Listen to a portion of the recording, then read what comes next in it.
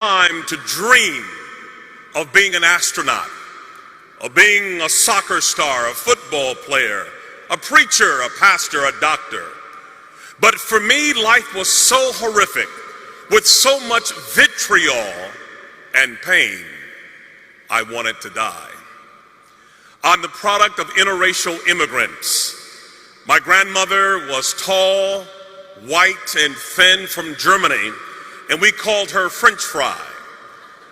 My grandfather was a big, burly black man from Cuba, and we called him Hamburger. Hamburger met French fry and created a Happy Meal.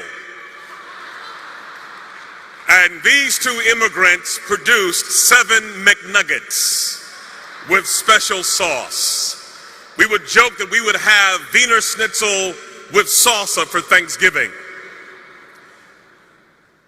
My grandfather had to hide the fact in the 1940s in America that he was married to a Caucasian woman. But one wedding anniversary, he had a flaw. He liked to drink overproof Cuban rum. And one evening he was inebriated. And a man saw them together and said to my grandmother, "Why would you be a nigger lover?" My grandfather, with huge arms, lost his temper and hit the man in the jaw and broke his neck. The man didn't die, but he was injured severely. He went to the worst prison, convicted of the crime, Mansfield Reformatory in Ohio, locked down 23 hours a day. It hit the newspapers that my grandmother was married to this convicted felon and she lost her job. But being a German woman, she didn't complain or whine or woe is me. She began to work odd jobs, cleaning other people's houses and toilets, taking care of their children. But as she was working, she would have fainting spells, passing out doing her job. She went to the doctor and discovered that she had a tumor growing behind her left eye that was metastasizing to her brain. And the doctor said, "We have to take out a third of your face, your eye. You will be malformed and disformed and disfigured for the rest of your life." What do you do when the American dream becomes an American nightmare? She could not work. She was sick and mutilated. My grandfather's in jail, and day by day they lost everything that they had acquired. They lost their house, they lost their car, they lost their furniture, they lost their dignity, they lost their self-esteem, and they were living in the streets like animals.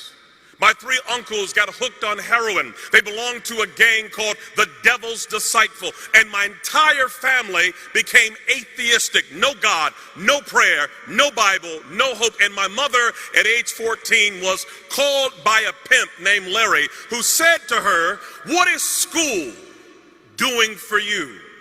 You are sitting on a gold mine." She said, "Where?" He said, "You're sitting on it."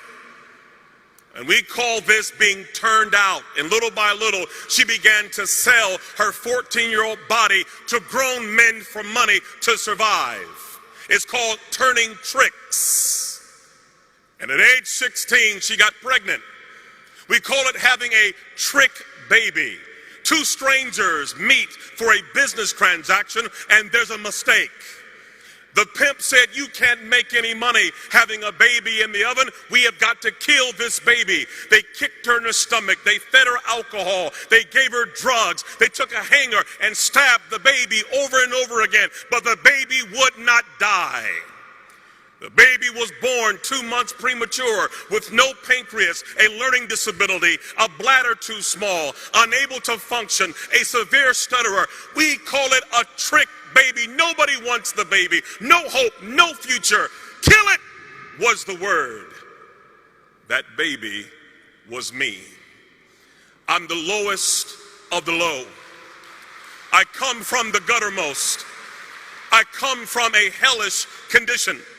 And so when I would go to school, I couldn't talk. I stuttered so severely from the trauma. My mother had a madam who hated men. Her name was Dolores, and she was a sadist. And when she would watch me, she would take a broomstick and stick it in a place where no boy should have any object in his body. And when you are tortured like that, you learn 4 things. Don't talk, don't trust, don't feel, and pretend nothing is happening. And by age 10, I had had enough.